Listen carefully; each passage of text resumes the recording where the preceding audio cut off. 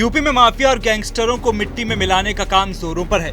गुरुवार को यूपी के खूंखार गैंगस्टर अनिल दुजाना को मेरठ में मार गिराया। अनिल दुजाना की गिरफ्तारी के लिए नोएडा पुलिस और यूपी एसटीएफ लगातार लगी हुई थी। कुछ दिनों से 7 टीमों ने 20 से ज्यादा जगहों पर छापेमारी की थी। मुठभेड़ के वक्त अनिल दुजाना सफेद रंग की स्कॉर्पियो में था। बताया जा रहा है कि वो बागपत अपने ससुराल जा रहा था। तभी मुखबिर की सूचना पर एसटीएफ ने उसे जानी भोला के झाल के पास घेर लिया। इसके बाद उसने एसटीएफ टीम पर फायरिंग शुरू कर दी। जवाबी फायरिंग में वो मारा गया। शुक्रवार को दुजाना की पोस्टमार्टम रिपोर्ट सामने आई है और इसमें चौंकाने वाले तथ्य सामने आए हैं। सूत्रों के अनुसार शुक्रवार सुबह को हुए अनिल दुजाना के पोस्टमार्टम में ये बात सामने निकल कर आई है कि अनिल दुजाना एसटीएफ की मात्र एक गोली लगने से ढेर हो गया। जी हाँ, सिर्फ एक गोली। विश्वसनीय सूत्र से ये पता चला है कि अनिल दुजाना को एक गोली लगी है जो उसके सीने को चीरते हुए बाहर निकल गई। गोली क्योंकि सीने को चीरते हुए बाहर निकली थी, उसके हिसाब से अनिल दुजाना का बचना नामुमकिन था और इसी एक गोली ने अनिल दुजाना का काम तमाम कर दिया। सूत्रों ने अपनी पहचान को छुपाते हुए जानकारी दी है कि जिस तरीके से पुलिस या एसटीएफ का वेपन होता है उसी तरीके से असले से इस गोली को चलाया गया होगा, तभी सीने को चीरते हुए गोली शरीर से बाहर निकली है। हालांकि अभी तक कोई भी आधिकारिक पुष्टि नहीं हुई है और पोस्टमार्टम रिपोर्ट भी शनिवार शाम तक आने की उम्मीद है। आतंक का पर्याय बन चुका अनिल दुजाना का एसटीएफ मेरठ ने 4 मई को एनकाउंटर कर दिया।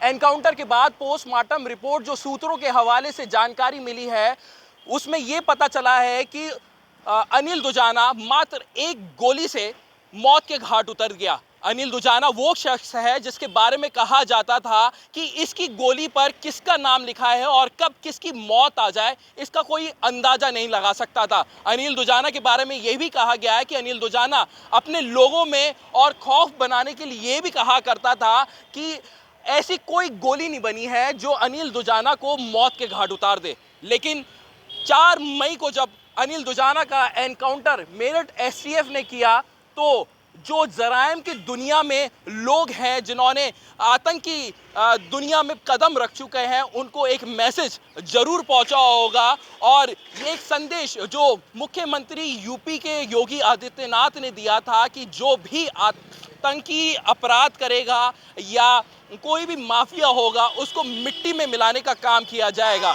एसटीएफ मेरठ ने अनिल दुजाना के एनकाउंटर के बाद ये साबित कर दिया है कि अपराधियों को बिल्कुल भी बख्शा नहीं जाएगा और उनका अंत इसी तरीके से होगा।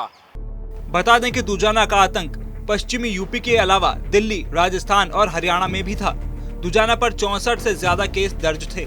इनमें से 18 तो करीब मर्डर के थे। इसके अलावा रंगदारी, लूटपाट, जमीन पर कब्जा छुड़वाना और आर्म्स एक्ट के मामले भी थे। उस पर एनएसए और गैंगस्टर एक्ट भी लग चुका था। दुजाना कुछ समय पहले ही जेल से जमानत पर छूटा था। इसके बाद से फरार चल रहा था। क्राइम ब्रांच का दावा है कि दुजाना मंडावली के एक बिजनेसमैन की हत्या के इरादे से घूम रहा था। वहीं पुराने केस में पेश नहीं होने से दुजाना के खिलाफ कोर्ट ने गैर जमानती वारंट भी जारी कर दिया था।